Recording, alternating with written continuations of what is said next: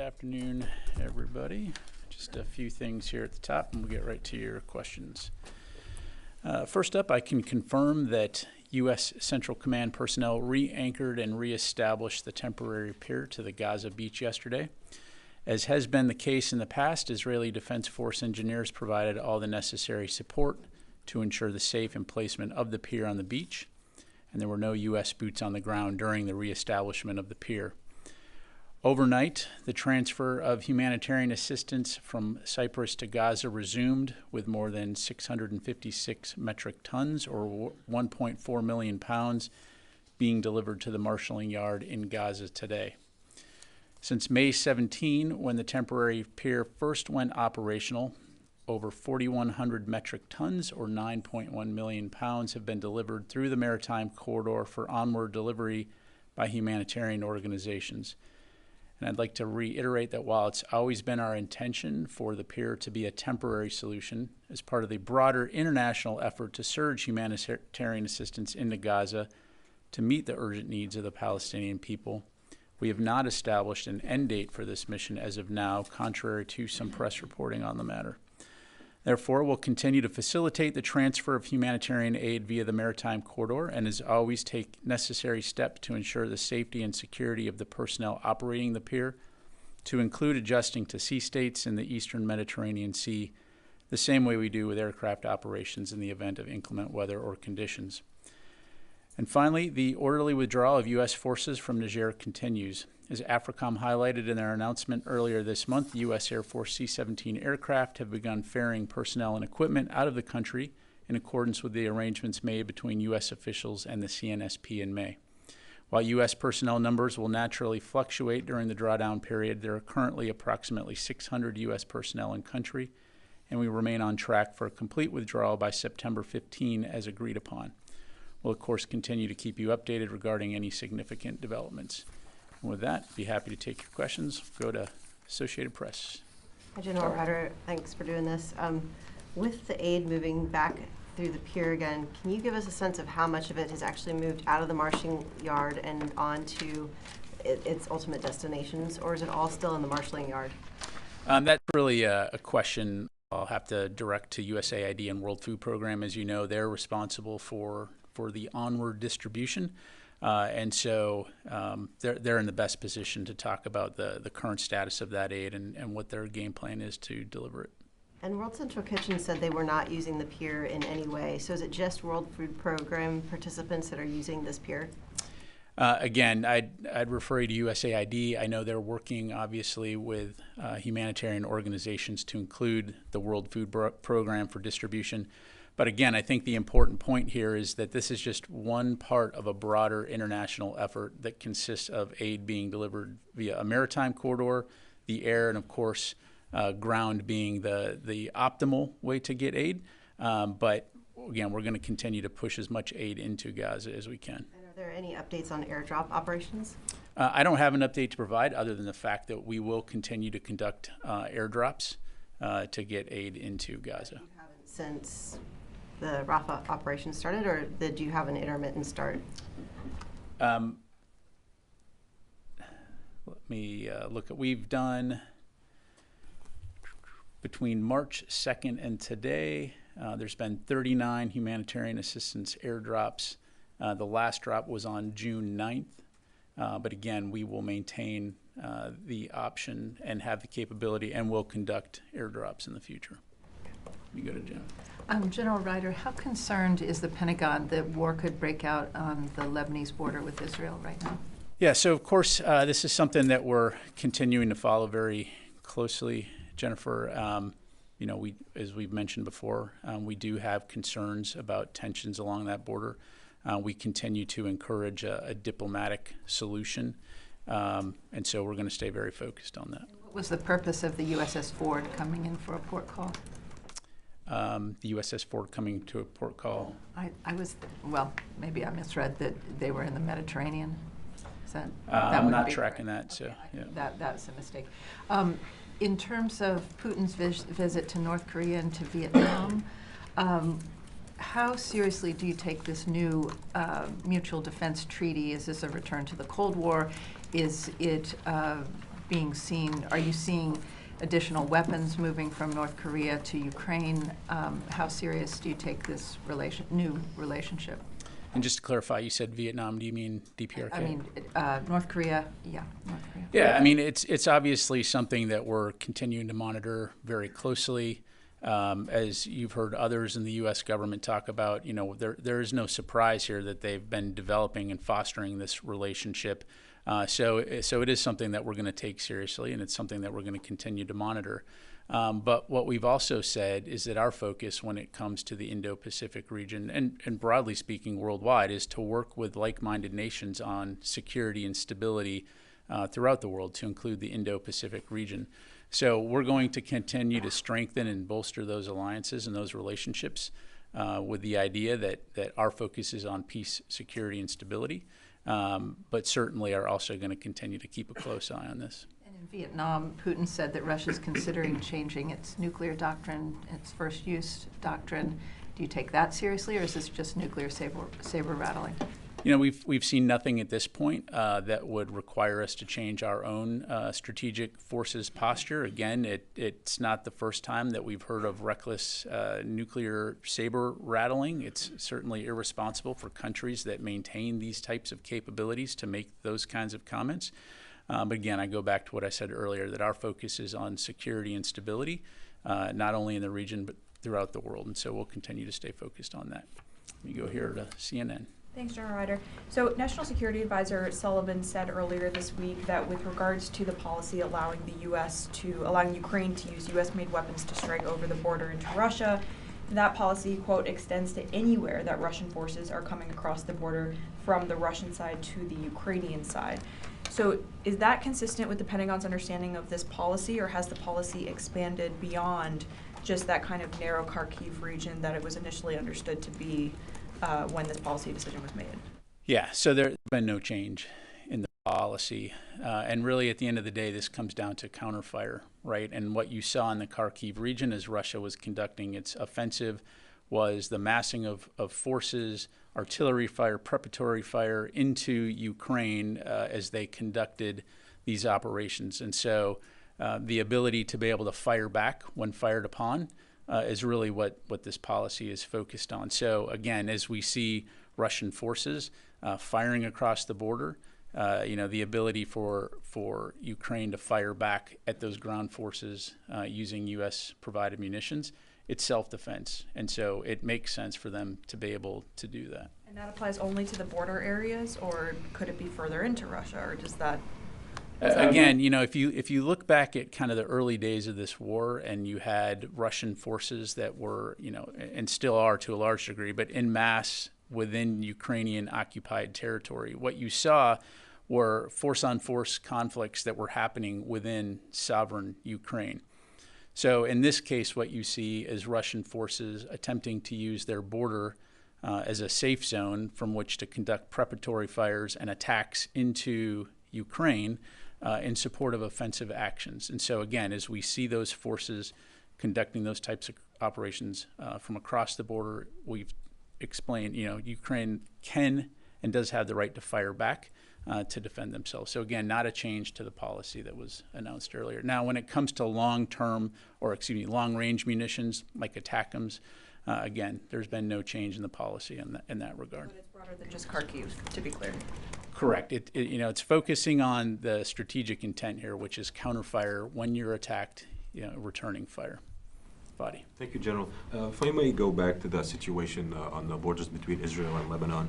Obviously, you've been looking at the tension there. In terms of how tense the situation, are you seeing an indication that this is higher than before and that could lead to a wider confrontation? And do you believe there's still room for a diplomatic solution between Israel and Lebanon? So the latter part of your question first, yes. I think there's always time to talk, and there's always room for diplomatic solutions. I think given the amount of rocket fire we've seen going from both sides of the border, we've certainly been concerned about that situation, and both publicly and privately have been urging all parties to restore calm along that border, and again, to seek a diplomatic solution. And so, you've heard the White House talk about the fact that they've sent a special envoy. Secretary Austin, this is something that he's spoken about with his counterparts in the region. And so, again, this is something that we'll continue to stay focused on. And is the situation between Israel and Lebanon and maybe a potential for escalation, has this prompted the DoD to maybe review the U.S. forces posture in the region or change it in any way so far? As of right now, I don't have any announcements to make in terms of force posture. Again, I think, seeing the forest through the trees here, what we don't want to see is a broader regional conflict. And so, again, we're going to stay very focused on working with the rest of the U.S. interagency and with our partners in the region to attempt to ensure that that doesn't happen and that this is resolved diplomatically. Thank you. Let me go to the phone here real quick. Reuters, Idris.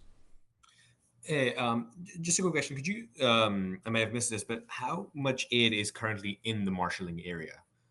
Yeah, I don't have a number to provide, Idris. I'd refer you to USAID to talk about how much aid they currently have for onward delivery. Is there a capacity at which point aid cannot gather at the marshalling area anymore, or is that not a concern? I mean, there is a certain capacity that the marshalling area can hold. I don't know that we've reached that at this stage, but certainly that's a factor. But yeah, I don't have a specific amount to provide to you. Okay, let me go in the room here, Tony. A couple of geopolitical questions. I want to on North Korea, Russia. Is the Pentagon assessing, or will what types of technologies Russia may give to North Korea that they haven't in the past? I'm thinking ballistic missile guidance technology or along those lines. Yeah, thanks, Tony. I don't have any details, nor am I going to discuss in detail any agreements between Russia and the DPRK at this point. Again, I'd go back to what I said earlier. We're not surprised about this continuing burgeoning of this relationship. It's something that we're going to monitor closely. And again, what you have seen in the past is the DPRK providing Russia with munitions that are being employed in Ukraine, killing Ukrainians. And supporting Russia's illegal war. So again, definitely concerning for all those nations that respect sovereignty, respect the rule of law. But yeah. Ukraine weapons question. The White House today announced that it was directing American contractors to ship AMRAAM and Patriot weapons, missiles that were earmarked for foreign customers, other foreign customers to Ukraine, giving them the priority. What role does the Pentagon have in this directive, in implementing this directive or overseeing the shift of missiles from FMS customers to Ukraine? Yeah, sure. To your point, as you highlighted, the resequencing of planned deliveries. I think missile deliveries, not plane. What's that? You say plane deliveries? No, planned. Okay. The planned resequencing of planned deliveries. So we're working closely with industry on the appropriate contracting actions from this resequencing to ensure that we're able to continue to support our security assistance requirements. So I'm not going to be able to go into any specifics beyond that in terms of what those contracting actions are, those companies are, but needless to say, again, we're going to make sure that not only are we supporting Ukraine, but that we're continuing to keep on track with those FMS deliveries as quickly as possible. These are missiles, right? Not the Correct. batteries or Correct. round These equipment. are missiles. Okay, thank you. That's correct. All right. Noah. In reference to the policy on cross-border strikes, I just want to make sure I understand for clarity. Was the policy never geographically bound and was always focused on the intent of counterfire like you're describing there? Just want to make sure that I understand this correctly. Yeah, I mean, I think the context was, again, this Russian offensive that was emanating from the Kharkiv region. And so being able to check that offensive and enable the Ukrainians to fire back and to not allow Russia to use that zone across the border there as a safe haven from which to conduct those attacks. Mm-hmm. So it changed in reference to the offensive near Kharkiv, but it was never intended just to be around Kharkiv, if I understand you. Yeah, exactly. I mean, I think the policy here is, again, and I think, the National Security Advisor put it, in great words here, in the sense that it's not about geography, it's about common sense, right? Being able to fire back if you're fired upon. You go to Tom. Thanks, General. Abdul Malik al-Houthi, the leader of the Houthi rebels, today gave a speech in which he said that US and British airstrikes have had no effect at all on the group. Could you comment on that? Well, they started with a certain amount of capability, and now they have a less amount of capability, so that's just factually incorrect. But the tempo and severity and damage caused by the attacks is increasing, and obviously the stress that the US Navy is under is increasing too. So what's the end point here? Well, again, as I said on Tuesday, the ultimate objective here is to ensure freedom of navigation through the Red Sea, and to continue to work with the international community to safeguard mariners that are transiting this area, and we'll continue to do that. And again, the more that the Houthis continue to do these types of attacks, long term, it is going to also, and in the medium and near term, it's going to continue to have significant impacts on their own citizens, the people that are living under Houthi control, in terms of the ability for aid to be delivered to Yemen, the environmental impact on the Red Sea, as well as the economic viability of that region. So again, we're not looking to get into a full-scale conflict with the Houthis. Our focus, again, continues to be on freedom of navigation and safety of the maritime corridor, and that's what we'll stay focused on. Louis. What is the department's comment on the situation that happened earlier this week in the Philippines at 2nd Thomas Shoal? The Philippine government has released video that shows machete wielding, knife wielding, China Coast Guard service members attacking these rigid hull boats belonging to the Philippines on a resupply mission. What do you have to say to that? And then I have a follow-up, please. Yeah, I mean, I kind of touched on this earlier this week, right? I mean, this kind of behavior, it's provocative, it's reckless, it's unnecessary. It's also antithetical to the PRC's claims about respect for sovereignty. And so, again, the Philippines should have the right to be able to operate within their legal maritime claims. Those need to be protected. So, again, we continue to stand by our ally, the Philippines, and we're going to continue to call out this kind of irresponsible and reckless behavior when we see it. And when you say stand by, does that mean that the U.S. is considering moving some assets there to kind of show that support for the Philippines? Yeah, I don't have any announcements to make, Louis. We're confident in our force posture in the region right now, and again, I'll just leave it at that. Janie. Thank you, General. On the North Korea and Russia's mutual defense agreement, this is a treaty that allows Russia to intervene militarily in case of emergency on the Korean Peninsula. What is the U.S.'s reaction on this? Well, again, without getting into the specifics of their agreement, the alliance that the United States has with the ROK and Japan is a defensive alliance, right? We're there to defend. We're there to make war. And so, again, our focus is going to be on working with like-minded partners in the region, to include our allies, ROK and Japan, on ensuring peace, security, and stability throughout the region. Can you tell what is the difference between South Korea and the United States mutual defense agreement and North Korea and Russia's mutual defense agreement? Is any difference looks like, or? Well, again, I'm not going to do a comparative analysis here from the podium in terms of the various agreements, other than to say we've been very clear about our ironclad support for our ROK allies. Kim Jong-un told President Putin he fully supported Russia's special military operation against Ukraine. And Putin promised military technology support, including fighter jet, to North Korea. What change will this make to the war in Ukraine? Well, I just think it demonstrates the desperation that a country like Russia needs to align itself with the DPRK to subjugate the people of Ukraine. And the fact that they have to go to a country like DPRK to obtain munitions demonstrates how isolated Russia is right now. But again, our focus is on preserving regional peace and stability. And I'll just leave it there. I'm going to move on, Janie, if that's all right. Go to Laura. Thanks, Pat.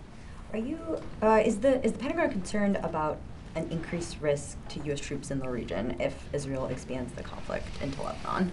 Well, look, from the very beginning of the conflict between Israel and Hamas, we have been focused on ensuring that our forces are protected in the region. You saw we deployed additional force in support of deterrence efforts, but also force protection efforts. I'm not going to speculate or get into hypotheticals on what if, other than to say, again, we remain concerned about the potential for escalation along the Israel-Lebanon border, and we're going to continue to encourage a diplomatic resolution of that tension.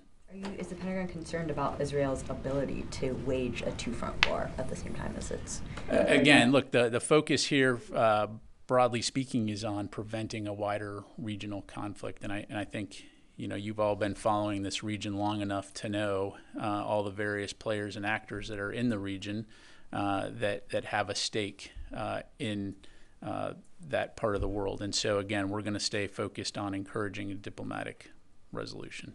Constantine. Thanks, Pat. Earlier this week, Staff Sergeant Gordon Black was sentenced to 3 years and 9 months by a Russian court. You know, first question, I guess, is does the Pentagon have a reaction to this sentence? And then the second question I have is, has anybody from the Pentagon been in contact with Staff Sergeant Black? Yeah, thanks. So obviously something that we continue to monitor closely. Both the Department and the Army are in contact with State Department, which has the lead, as I'm sure you can imagine, on something like this, given a U.S. citizen being held in a foreign country. So I'm going to have to refer you to State Department for any further questions on that. Okay, thank you. Thanks. Sir. Thank you. So I have on the decision to prioritize Patriot and NASAMS missile deliveries to Ukraine. So first, why now and not earlier? And secondly, what does it mean for Ukrainians practically? Will they be receiving more of those missiles? Will it take less time for them to be delivered for Ukraine? So, like, what will be the quality change here? Yeah. So as I'm sure you know, the Foreign Military Sales Program obviously supports numerous countries around the world. But in this particular case, in terms of why now, what we're seeing is Russia once again trying to destroy Ukraine's energy system and infrastructure ahead of winter. And so they urgently need additional air defense capabilities, which is, again, a topic you heard Secretary Austin talk about last week. And so providing Ukraine with additional interceptors more quickly, it's an existential situation. And so this prompted the decision to resequence near-term planned deliveries of critical air defense interceptors to go to Ukraine. So that's the reason for why now. And practically what that means is that it will increase their inventories more quickly to enable them to continue to defend that critical infrastructure and the civilian population as we go into the winter here. One more in Patriots. We saw Romania today announcing that they will also provide additional assistance to Ukraine on the condition that the allies and the United States would help them to fill that gap. So could you please speak more about that? Will they replace the system that Romania is providing to Ukraine? Will it be something else? Yeah, so I won't speak for Ukraine other than to say, again, as Secretary Austin highlighted last week in Brussels, and oh, by the way, has been talking about now for a long time, is air defense continues to be a priority. And so the Ukraine Defense Contact Group, you know, over 50 allies and partners have coming together to find ways to provide capabilities to Ukraine when it comes to air defense. And certainly, you know, many countries have stepped up in that regard, whether it be Patriots, whether it be SAMTs, whether it be, you know, the NASAMS capabilities. So we're obviously grateful for those countries that continue to do that, and we'll continue to keep after that. Like, are there any specific plans to fill that gap for Romania? Because they are saying that there's a condition that allies and especially the United States will help to find a temporary solution. Yeah, well, look, again, without getting into specific details, as a, both bilaterally and as NATO allies, we work with all of our partners to take into account what their defense needs are, and we're going to do everything we can to support those. In the case of this resequencing here, all the affected countries were notified.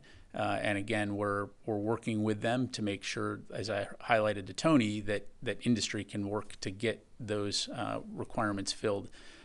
So across the board, we're going to do what good allies do. By the way, the fact that we've resequenced these interceptor deliveries for Ukraine, again, the bottom line message here is to our allies and partners is if there's an existential threat, we're going to step up and we're going to help you, as we are in this case. So, yes, sir. Thank you. Yesterday, Pentagon accurately DSCA said it will sell thousands of autonomous systems and other military supplies to Taiwan. So, but does the Pentagon concern about the backlash from China? And also, do you feel that Taiwan is adequately prepared for attack by China at this time? I'm sorry, can you repeat that last part? Last part is also, do you feel that Taiwan is adequately prepared for an attack by China at this time? Yeah, so I guess the way I'd respond to that is, as Secretary Austin has said, we don't believe that an attack is either imminent or inevitable. And so I'll just leave it at that. Time for a couple more. Yes, sir. Thank you, General. Regarding again to the tension of the border between Hezbollah and Israel, there is some reports claiming that the Israeli officials have told the U.S. that they are planning to shift resources from southern Gaza to the northern of Israel in preparation for possible offensive against Hezbollah. So, do you confirm these reports? Have you seen these reports? And from the last Tuesday, when the IDF has been approved operational plans for an offensive in Lebanon, since that approval, does the Israel ask for any new munitions or weapons from the U.S.? And what discussions the DoD had to try to de-escalate the situation there? Yeah. So, in terms of that press reporting, I'm not going to speak to potential Israeli operations or planning. I'd refer you to them to talk about their current status. Again, we've been very clear publicly and privately that we want to see calm restored along the border in our conversations with partners in the region, to include those in Israel and Lebanon. And again, I'm not going to get into hypotheticals or speculate on, if something could happen. Our focus right now is on preventing a wider regional conflict and on encouraging resolution of these tensions via diplomacy. So we'll continue to stay focused on that. And another one, would you give us an update about the status of these 2,000 pound bomb shipments that hold? Is it still on hold? And what about the other deal about the F-15 firefighters to Israel that already has been approved? Okay, that was 5 questions. Okay, so no change in the one shipment that we paused of the 2,000 pound unguided munitions. And as I mentioned on Tuesday, final determination on how to proceed with that shipment has not been made. As far as the press reporting on F-15 sales, as a matter of policy, we don't confirm or comment on proposed cases until they've actually been notified to Congress. So I'm not going to have anything additional. All right, we can do one more question. Yes, sir. Thank you, General. Last time the U.S. Central Command conducted an airstrike in Syria. According to CENTCOM, a senior ISIS official was killed. Do you believe ISIS still have a stronghold in the region, and how much it is a threat? So, we've talked about this in the past. So ISIS, as it exists in Iraq and Syria, has been greatly diminished from where it was 10 years ago. We have not seen an uptick in terms of ISIS activity, broadly speaking. That said, they do remain a threat, which is why, again, you continue to see the international coalition, of which the U.S. is part, focused on working with regional partners to prevent a resurgence of ISIS and to ensure the enduring defeat of ISIS. And so It's one of those things that, again, as we've all seen, you can't take your eye off of it, or else, you know, it can rear its ugly head again. And so we'll continue to stay focused, as CENTCOM was and is, vis-a-vis their news release. So, all right, thank you very much, everybody. Appreciate it.